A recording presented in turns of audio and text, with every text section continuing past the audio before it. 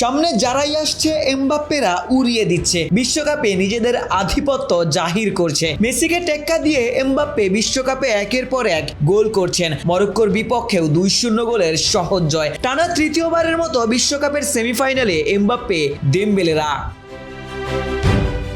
জোড়া আঘাতে মুসলিম বিশ্বের শেষ প্রতিনিধি মরক্কোর স্বপ্ন ভেঙে দিয়েছে দিদিয়ের দেশমের দল। কাতার বিশ্বকাপের সেমিফাইনালের স্মৃতি যেন ফিরিয়ে আনলো লা ব্লুরা। সেবারও হাকিমিদের 2-0 গোলে হারিয়ে ফ্রান্স ফাইনালে উঠেছিল, তবে এবার কোয়ার্টার ফাইনালেই মরক্কোর যাত্রা থামিয়ে দিয়ে এমবাপ্পেরা শেষ চারে।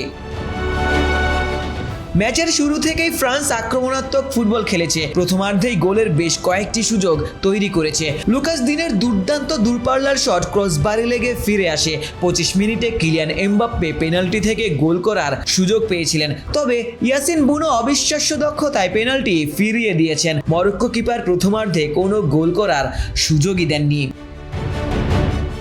তবে দ্বিতীয়ার্ধে এমবাপ্পে আর ভুল করেননি। 59 মিনিটে দুর্দান্ত কার্লিং শটে মরক্কোর গোলরক্ষক ইয়াসিন বুনোকে পরাস্ত করেন। পেনাল্টি মিসের হতাশা ভুলে ফ্রান্সকে এগিয়ে দেন। সেই ধাক্কা সামলানোর আগেই 65 মিনিটে ওসমান দেমবেলে নিচু শটে ব্যবধান দ্বিগুণ করেন। মাত্র 6 মিনিটের ব্যবধানে 2 গোল হজম করে ম্যাচ থেকে ছিটকে যায় আশরাফ হাকিমির দল।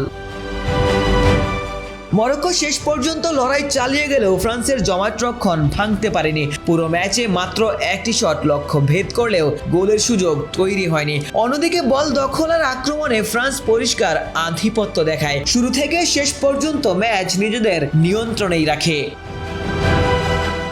মুসলিম বিশ্বের শেষ প্রতিনিধি হিসেবে মরক্কো বিশ্বকাপ অভিযান শেষ করেছে। 2-0 গোলের দারুণ জয়ে ফ্রান্স বিশ্বকাপের সেমিফাইনালে উঠে গিয়েছে, যেখানে স্পেন কিংবা বেলজিয়াম ম্যাচের বিজয়ী দল ফ্রান্সের মোকাবেলা করবে।